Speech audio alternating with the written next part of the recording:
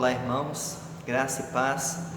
Estamos aqui mais uma vez para o nosso momento de estudo, de exposição, de crescimento juntos, estudando a Palavra de Deus. Hoje, quinta-feira, 17 de dezembro de 2020. Tem sido um tempo precioso do cuidado de Deus esses dias, e hoje nós queremos lembrar, antes de entrarmos no nosso momento aqui, nosso estudo propriamente dito, que hoje se comemora o Dia do Pastor Presbiteriano. Então, aos meus colegas, Deus abençoe a vida de vocês, caso vocês assistam aí a nosso vídeo hoje. A igreja, nossa gratidão por nos receber, por orar por nós, por demonstrar carinho, compreensão e caminhar juntos. Deus abençoe a vida da igreja que tem recebido e tem amado seus pastores. Nós vamos orar nesse momento e então nós iniciaremos a nossa abordagem.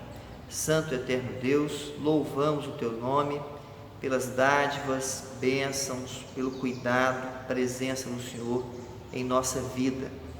E Te adoramos, ó Deus, porque Tu és um Deus gracioso, soberano, Deus que governa sobre todas as coisas e que neste governo demonstra a glória do ser do Senhor. Bendizemos, ó Deus, Teu nome com muita alegria, porque nós podemos conhecê-lo, podemos nos aproximar do Senhor e desfrutar das Tuas gloriosas bênçãos, em particular e de forma principal da bênção da salvação em Cristo. Pedimos em nome de Jesus que nos instrua, nos edifique, fale ao nosso coração, e agradecemos pela vida dos pastores que têm colocado sobre a Tua igreja. Agradecemos pela vida da Igreja Presbiteriana do Brasil e por seus ministros que têm sido levantados pelo Senhor desde o reverendo José Manuel da Conceição. Louvado seja o Senhor, porque tem levantado homens que amam a Tua igreja, amam a Tua palavra, amam o Senhor de todo o coração. Dá-nos da Tua graça, abençoa a Tua igreja, que ela, Deus, seja fiel ao Senhor em todas as coisas, em nome de Jesus. Amém. Bem, hoje nós vamos fazer uma abordagem não muito delongada, para não ficar muito cansativo também, da pergunta de número 7 do Catecismo Maior de Westminster. A pergunta 7 é: que é Deus? Que é Deus? Muito comum a gente construir a pergunta de outra maneira, né? Quem é Deus, né? Mas aqui a pergunta é: que é Deus? Qual é a composição divina? O que compõe o ser divino, né? Então nós vamos discorrer sobre isso um pouco hoje. Mas antes nós vamos ler o texto bíblico que se encontra primeiro no livro de João, Evangelho de João, capítulo 4, versículo 24, um texto muito conhecido, lembrado pelos irmãos. Diz assim: Deus é Espírito e importa que os seus adoradores o adorem em Espírito e em verdade. Deus é Espírito. O texto bíblico de Jó, capítulo 11, a partir do verso 7 até o verso 9, diz assim: porventura desvendarás os arcanos de Deus, ou penetrarás até a perfeição do Todo-Poderoso? Como as alturas dos céus é a sabedoria, que poderás fazer? Como as alturas dos céus é a sua sabedoria, que poderás fazer? Mais profunda é ela do que o abismo, que poderás saber? A sua medida é mais longa do que a terra, e mais larga do que o mar. Amém. A Bíblia é muito rica ao traçar, ao falar de Deus, né? Nós vimos na semana passada que Deus não investe tempo defendendo a sua existência, mas Ele investe muito tempo na construção da Escritura, na revelação da sua palavra, dizendo quem Ele é e o que Ele é. Ele fala muito sobre si, eu sou, né? O Deus é.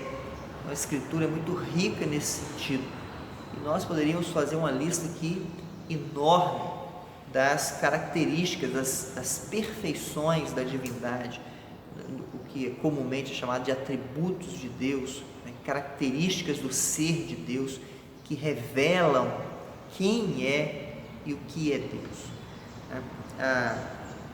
Na verdade, nem o que é Deus, né? Então, a palavra de Deus é muito rica nisso. Nós não vamos ler todos os textos, mas vamos fazer uma abordagem aqui de alguns aspectos presentes nesta temática, né? De como nós compreendemos ou como nós enxergamos, como Deus se revela a nós, né? Que é Deus para nós, que é Deus na Bíblia, né? Quem é o Deus da Bíblia? Bem, a resposta do Catecismo Maior, muito rica também, né? A pergunta é: que é Deus? A resposta dada por aqueles irmãos comprometidos, santos, é a seguinte: Deus é um Espírito em si e por si mesmo infinito em seu ser. Glória, bem-aventurança e perfeição. Todo suficiente, eterno, imutável, incompreensível, onipresente, todo-poderoso, onisciente, sapientíssimo, santíssimo, justíssimo, misericordioso e cheio de graça, longânimo e pleno de toda bondade e verdade. Este é Deus. Que é Deus? Deus se enquadra nesses aspectos. Deus é descrito por essas características. Nós conhecemos a Deus através daquilo que Ele revela a si mesmo, na sua palavra. Então nós precisamos ter um cuidado, e digo isso ainda de forma introdutória. Nós temos que ter o cuidado de não tentarmos adivinhar quem é Deus, supor quem é Deus, ou de tentar colocar nossas impressões em Deus. Nós vivemos num tempo no qual Deus é diferente para muita gente, né? Vários grupos, várias pessoas, um número incontável de pessoas têm uma perspectiva única acerca de Deus, não porque isto é a verdade sobre Deus, mas é porque lançaram a própria impressão sobre a pessoa da divindade, ou o termo, né? O nome de Deus. Então nós temos que ter esse cuidado. Nós precisamos servir, adorar, conhecer o Deus que se revela como Ele se revelou. Isto é o conhecimento que nós podemos ter de Deus. Qualquer fruto da imaginação descamba para o lado da idolatria. Pontuaremos um pouco à frente. Bem, tendo dito isto, nós podemos aqui separar alguns aspectos do ser de Deus, da pessoa da divindade, para tratarmos nesta noite, né? Nossa abordagem. Primeiro, a Bíblia fala, nós lemos, o texto bíblico diz, e a resposta do breve catecismo daqueles homens comprometidos com Deus encontraram acerca do que é Deus, é que Deus é Espírito, né? O que isso significa? O que significa dizer que Deus é Espírito? Algumas coisas nós precisamos pontuar aqui. Primeiro, Deus é espírito porque ele não tem um corpo material, ele não está inserido numa entidade, ele não é uma entidade corpórea, ele não tem corpo, ele é espírito, ele é um ser espiritual, a sua composição é toda espiritual, ele não possui um corpo material, ainda que Deus use figuras de linguagem na abordagem bíblica, como por exemplo a mão de Deus, os olhos de Deus, a boca de Deus, as narinas, né, os ouvidos de Deus, os pés, ainda que haja figuras que remetam a um corpo, é apenas expressões que são usadas, é uma figura de linguagem para facilitar a compreensão da mensagem que Deus transmite. Isso não quer dizer que Deus tenha um corpo, ele não tem. Precisamos, portanto, ter cuidado com a ideia ou a má interpretação de que o fato da Bíblia usar essas expressões, esse recurso linguístico para comunicar uma verdade divina, para facilitar a compreensão, indica que Deus possua um corpo. Não é verdade. Existem segmentos, né? Esse é um outro aspecto, né? O segundo aspecto, existem segmentos na religião, no pseudo-cristianismo, né? Que se dizem cristãs, que afirmam que Deus tem um corpo, defendem essa ideia. Isso é um erro, não procede, né? Deve ser evitado, justamente porque a palavra de Deus, lá no segundo mandamento, afirma isso, proíbe essa ideia e proíbe a formação, a construção, né, de um corpo para Deus, né? E essa ordem negativa é justamente para que nós não caiamos na esparrela, no erro de, ao entendermos que Deus tem corpo, queremos construir um corpo, né, uma imagem, uma forma, e afirmar que é Deus. Então, porque isto, no contexto bíblico, na ordem bíblica, nos 10 mandamentos, cai no problema da idolatria. Isto é idolatria. Nós não podemos entender que Deus tem o corpo, que Ele é Espírito, e nós não podemos construir uma imagem para Ele. Temos que ter precisamos ter essa disciplina de ter, né, a revelação bíblica acerca de Deus como suficiente para nós o adorarmos. Nós não precisamos de um objeto para adorar a Deus. Na verdade, sempre que alguém constrói, né, sempre que alguém cria uma imagem para Deus, quer seja o Pai, o Filho ou o Espírito Santo, que é mais difícil, mas não é tão difícil, né? Hoje, no caso do Espírito Santo, as pessoas se referem ou se identificam o Espírito Santo com a pomba, como se a pomba fosse a personificação do Espírito Santo, e não é verdade. Fazer essa ponte é um ato de idolatria, ainda que o texto bíblico afirme que o Espírito Santo desceu em forma corpórea como pomba, né? Não quer dizer que a pomba seja a representação do Espírito Santo. É um problema, é um ato pecaminoso, tanto quanto nós não temos a imagem de Cristo, não reverenciamos a imagem de Cristo, não carregamos a imagem de Jesus, e toda vez que aparece uma suposta imagem atribuída a Jesus, nós rejeitamos. Isto não é Jesus, né? Ainda que tente representá-lo, porque Jesus não pode ser representado fisicamente, ainda que Cristo tenha encarnado, tido um corpo e ainda o tem. Este corpo foi transformado em um corpo de glória e habita no ambiente celestial. Nós não sabemos como é, não há registro de como é, justamente para que não seja fomentado esse espectro idólatra, muito menos com referência ao Pai, né? Não pode haver construção de uma imagem para Deus o Pai ou o Deus Trino, né? O Triuno.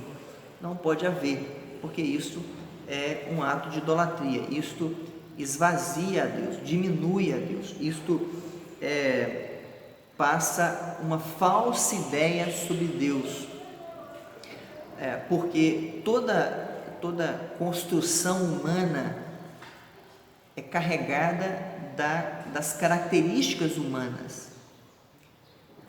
Por isso que o homem não pode, de maneira alguma, fazer qualquer coisa que represente Deus dignamente. Não pode. Deus é o ser supremo, Ele é espírito, Ele não tem um corpo e não pode ter uma imagem que lhe represente, né? Isto é um ato de traição, um ato de idolatria. Bem,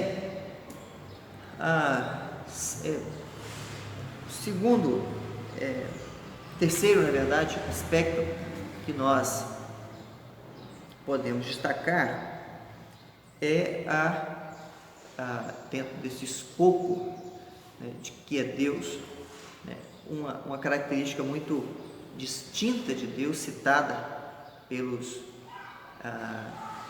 autores ali,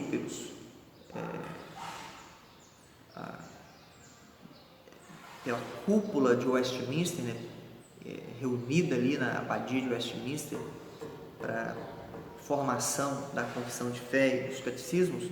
Uma das definições bíblicas deles é que Deus é infinito, né? Nós lemos ali no livro de Jó, existem várias outras expressões que apontam para a infinitude de Deus, né? O que isso quer dizer? Deus é infinito, Ele não tem fim, né? Ele é imenso, né? É o aspecto da imensidade de Deus, da imensidão de Deus, né? Não há limites para Deus, não há termos para Ele. Ele não pode ser balizado, Ele não pode ser contido. Deus não pode ser restringido a um ambiente apenas. Ele está com toda a sua glória em todo lugar. Ele preenche todas as coisas e mais, né? Então Deus é maior do que toda a sua criação.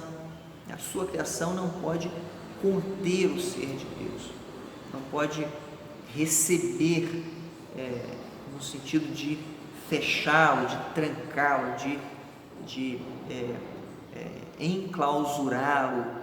Não pode. Deus é infinito em todo o seu ser, né? Este aspecto da infinitude de Deus inclui 3 pontos específicos, né? O seu ser, como foi dito, a sua existência, Ele é infinito em seu ser, Ele é infinito em sua glória também não tem fim, Ele é infinito em sua bem-aventurança, tanto quanto é infinito em sua perfeição. Não há variações em Deus em qualquer aspecto, e tudo que está contido no ser de Deus está revestido desta infinitude, certo? Então Deus é infinito. Um outro aspecto da infinitude de Deus que é alarmante para nós, assim, que impacta a nossa vida, que constrange o ser humano, que o deixa perplexo, é o fato de nós não compreendermos isso. Muitos se chocam com essa ideia. Como Deus pode ser infinito? Nada é infinito, tudo está em constante mudança, tudo tem um ciclo. A mente humana é uma outra situação que nós temos que ter cuidado. A mente humana está presa no escopo da humanidade, na construção da humanidade, presa às características humanas. Então, nossa forma de pensar, analisar, baseia-se na nossa própria condição natural, na nossa natureza, na nossa limitação. Nós não podemos transportar isso para Deus. A única fonte de revelação legítima, de conhecimento legítimo de Deus, é aquilo que Deus revelou sobre si, porque nós não poderíamos ter impressão legítima sobre Deus, dada a nossa finitude. Isso causa perplexidade, isso causa espanto. A infinitude de Deus é algo que constrange o homem que gostaria de ser infinito e não é, todo-poderoso não é, eterno e não é. Como nós temos princípio de dias, nascemos, nós surgimos, nós temos uma mente limitada, olhar para um Deus ilimitado traz alguns problemas para nós, porque nos esmaga, o nosso próprio ego. Então, conhecer o conhecimento da verdade de Deus, o conhecimento da totalidade de Deus é impossível para nós, e isto é constrangedor, é esmagador. Mas nós precisamos, como foi citado, buscar o conhecimento de Deus nele mesmo, naquilo que Ele revela de si, com a plena convicção, com a clareza de mente de que ainda diante do que Ele revelou a nós, por causa da nossa finitude, da infinitude dele, nós teremos dificuldade de compreender profundamente o que Ele nos disse sobre si e sobre a sua vontade.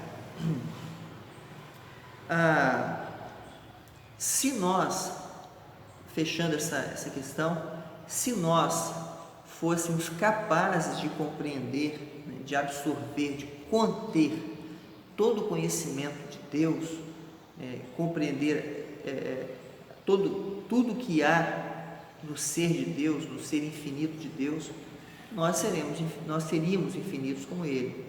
Como nós não somos e não seremos iguais a Deus, portanto, nossa limitação nos impede de conhecer essa infinitude e tão somente saber que Deus é infinito e, baseado ou por causa da sua misericórdia, ter alguns flashes, ideias, ter algum conhecimento dessa infinitude baseado no que Ele mesmo revelou a nós nisso. Então, Deus é Espírito, Deus não possui um corpo, Deus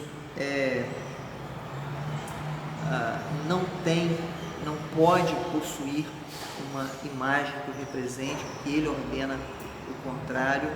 Deus é infinito, em seu ser, em sua glória, bem-aventurança e perfeição. Nós, ao contrário disso, somos finitos. Deus é eterno, Outro aspecto pontuado e descrito é a eternidade de Deus. Deus é eterno. O que isso significa? Significa que Deus não teve princípio e não tem fim de dias. A eternidade de Deus é um dos aspectos mais gloriosos do ser de Deus. Ele não se restringe, ele não está limitado, ao tempo e ao espaço. Ele sempre existiu e sempre existirá. Ele é, como Ele mesmo diz de si. Aliás, a melhor definição sobre Deus é a definição que Deus dá dele mesmo. Ele usa ali, falando para Moisés, ele usa um verbo numa conjugação invariável. Eu sou. Isso significa que eu fui, eu sou e eu serei, sempre do mesmo jeito, o mesmo Deus. Não haverá mudanças, não houve e não há mudanças. Eu sou, ponto. Aqui se encaixa toda a eternidade. Toda a eternidade está presente nesta expressão que define o ser de Deus. Ele é, a eternidade de Deus está presente ali, a eternidade de Deus está respondida ali. Então Deus é eterno, ao passo que nós não somos. Isso nos remete a uma ideia ampla, uma ideia profunda sobre o trato de Deus com o tempo. E nós temos dificuldade para entender essa questão da eternidade de Deus também, visto que nós somos limitados ao tempo. Nós nascemos em um momento, nós seguimos uma trajetória histórica e nós temos um fim de dias. Nós vivemos esse tempo de forma linear, de forma contínua e sempre seguindo na mesma direção, né? Do dia do nascimento para o dia da morte. Construímos uma história que vai ficando no passado. Então, quando nós olhamos para a nossa história, nós sempre também olhamos para a mesma direção, para trás. Então, caminhamos na história, ela é construída, a gente olhando para frente. O hoje nós olhamos para o momento e o ontem, a história, nós olhamos para trás. A eternidade de Deus o tira desse ambiente. Ele não está preso ao tempo, ainda que ele preencha o tempo também, esteja presente ali. Mas Deus é eterno no sentido de envolver o tempo. O tempo faz parte do todo aos olhos de Deus. Deus preenche a eternidade. Ele é eterno nesse sentido, ele não é restrito às balizas temporais. E não só isso, ele enxerga o tempo todo, por inteiro. Os olhos de Deus estão postos no passado, no presente e no futuro. Para ele tudo é presente, tudo é a mesma coisa. Ele vê todas as coisas acontecendo ao mesmo tempo. Ele vê o princípio dos dias e o fim dos dias ao mesmo tempo, porque ele não está restrito a isto. O seu olhar é amplo e não linear. Ele não olha a história para o passado, ele olha a história como presente. O que aconteceu para nós, ele está vendo. O que está acontecendo para nós, ele está vendo. O que acontecerá ainda para nós, ele também está vendo. Ele é eterno. É difícil entender isso, porque a nossa mente não é eterna. A nossa mente é limitada, restrita ao tempo. Portanto, nós temos uma grande dificuldade de conceber a eternidade de Deus. Isto torna Deus incompreensível, né? É a terminologia usada na confissão, no Catecismo Maior, e é uma terminologia teológica. Deus é incompreensível, ele é infinito, ele é eterno. Por que ele é incompreensível? Porque seres limitados e finitos e com sérias restrições de capacidade de compreensão, não pode entender a Deus, mas também ele é incompreensível no sentido de ter algo que compreenda ele todo, que restrinja, que o restrinja por completo. Ainda que nós encontremos expressões, né? E é nesse sentido que a confissão de fé segue, né? Eis que os céus e até os céus dos céus não te podem conter. Ele é eterno, ele é incontido, né? Por isso que não se pode compreender, tanto no sentido de reter, como de entender profundamente os arcanos de Deus. Jó diz isso, né? Jó faz essa afirmação aqui no capítulo 11, retórica, né? De forma retórica, ele diz,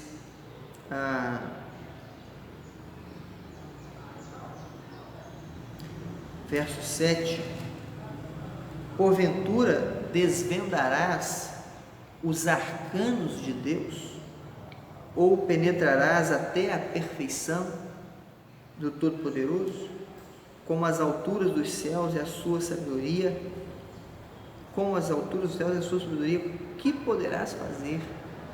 Mais profunda é ela do que o abismo, o que poderás saber? Sua medida é mais longa do que a terra, mais larga do que o mar. Ele é infinito, ele é incontido, ele é eterno. Portanto, nós temos a dificuldade ou a impossibilidade de compreender Deus. Deus é incompreensível, ele é incontido, ele é eterno. Bem, um outro aspecto que eu vou finalizar com este, por causa do nosso tempo, para não ficar muito delongado, um outro aspecto do ser de Deus é a sua imutabilidade. A Bíblia também trata de Deus como Deus imutável. Deus não é homem para que minta, nem filho do homem para que se arrependa. Malaquias diz, eu, o Senhor, não mudo. O que ele disse está dito, a sua palavra é a mesma ontem, hoje e para todo sempre. Ele é o mesmo ontem, hoje e para todo sempre. Tiago, escrevendo a sua carta, capítulo 1, ele faz a seguinte afirmação: toda boa dádiva e todo dom perfeito são lá do alto, do Pai das luzes, em quem não pode haver variação ou sombra de mudança. Deus não muda, ele é imutável. O que isso quer dizer? Quer dizer que Deus é confiável. Deus é o único confiável, inclusive. Deus tem planos eternos, estabelecidos de forma eterna. O seu ser não muda, o seu caráter não muda. Ele não atenta contra a sua própria essência, sua própria pessoa, o seu caráter, sua ética, sua palavra. Então, Deus nunca vai trair quem quer que seja, o seu povo. Deus não vai mudar de ideia, Deus não é volúvel, Deus não é homem, Deus não é corrompido em seu ser, em seu caráter. Nós mudamos, nossa compreensão de Deus muda. Domingo falamos um pouco sobre isso. Muitas pessoas se decepcionam com Deus como se Deus tivesse mudado ou feito algo contrário do que disse, não cumprido sua promessa ou feito algo diferente do que prometeu. Mas na verdade, o que acontece no coração dessas pessoas que se decepcionam, que abandonam a perspectiva abandonam a Deus, a sua igreja, ou a perspectiva de conhecer a Deus, o que de fato aconteceu é que elas caricaturaram a Deus, construíram um Deus que não é o Deus da Bíblia. O Deus que serviam não é o Deus da Bíblia, por isso que teve a ideia de que Deus mudou, ou teve uma ideia errada sobre Deus. Deus não muda. E quando a Bíblia traz termos que podem parecer que Deus mudou, de fato Deus não mudou, porque tudo o que Deus estabeleceu, ou tudo que Deus deseja que aconteça, Ele já ordenou que acontecesse, Ele já determinou que acontecesse. né? São os decretos de Deus. Dentro desses decretos de Deus, Deus estabelece caminhos que podem que podem ser seguidos, né? E chegarão ao fim que Ele estabeleceu, né? Haverá mudanças na vida daqueles que estão envolvidos, seguindo um caminho ou outro, mas o fim será o proposto por Deus sempre. Então, quando a Bíblia usa termos como Deus se arrependeu, por exemplo, veja que há duas expressões no hebraico para arrependimento. Uma é shuv, outra é naham, né? Os termos têm diferença em si, né? E as duas são traduzidas por arrependimento. Nunca, em momento algum, a palavra traduzida por conversão, mudança de ideia, é aplicada a Deus. Sempre é usada aquela que traz a ideia de sentimento, de algo emocional, né? de um sentimento humano aplicado para Deus para facilitar a compreensão. Então Deus de fato não muda, não se arrepende, não deixa de seguir um caminho que Ele estabeleceu para seguir outro diferente. Não, Ele sempre segue o caminho ordenado, estabelecido, decretado por Ele. Tudo ocorre dentro daquilo que Ele ordenou. Não há mudanças em Deus, há mudança na criatura, na pessoa, no contexto, mas o propósito de Deus continua o mesmo. Deus, tudo que Deus fez na história, Ele não fez por improviso ou por tomar uma decisão em cima da hora, no momento.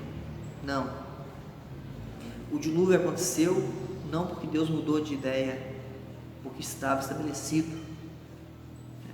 A queda do homem, a queda de Israel, o cativeiro babilônico, houve, obviamente, a responsabilização humana disso tudo, porque Deus coloca diante do homem os caminhos para que ele seja responsabilizado, mas o propósito, a história, o decreto, a ordem de Deus era seguir aquele caminho. O fim que Deus propôs ocorreu. E nós olhamos para trás hoje e vemos que este era o caminho que deveria ocorrer de fato para o nosso ensino, para a nossa compreensão da soberania, do governo, do juízo de Deus. Então, Deus é imutável, por isso Deus é confiável. O que nós não podemos ter dentro deste espectro é a ideia de que nós podemos agir de qualquer maneira para com Deus, né? Que Deus é um pai que não age, que Deus é um gênio da lâmpada, um que atende desejos, quaisquer que sejam, né? Como se nós não fôssemos responsáveis e não tivesse consequências nos nossos atos. Então, Deus não muda, nós mudamos, vivenciamos os resultados dessas mudanças, mas tudo que Deus estabeleceu acontecerá, aconteceu, está acontecendo e no futuro se cumprirá. Se Deus mudasse, nós não teríamos esperança. Se Deus mudasse, as suas profecias não teriam sido cumpridas e aquelas que ainda estão por se cumprir não se cumpririam. Se Deus mudasse, nós não teríamos nenhuma expectativa de salvação. Se Deus mudasse, nós estaríamos perdidos. Se Deus mudasse, Ele não seria Deus.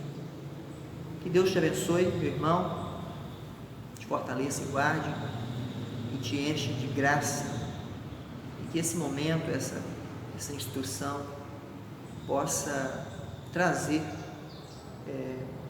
revigoramento ao seu coração, possa te dar bases firmes, possa te fazer amar mais o seu Deus, em nome de Jesus. Vamos orar?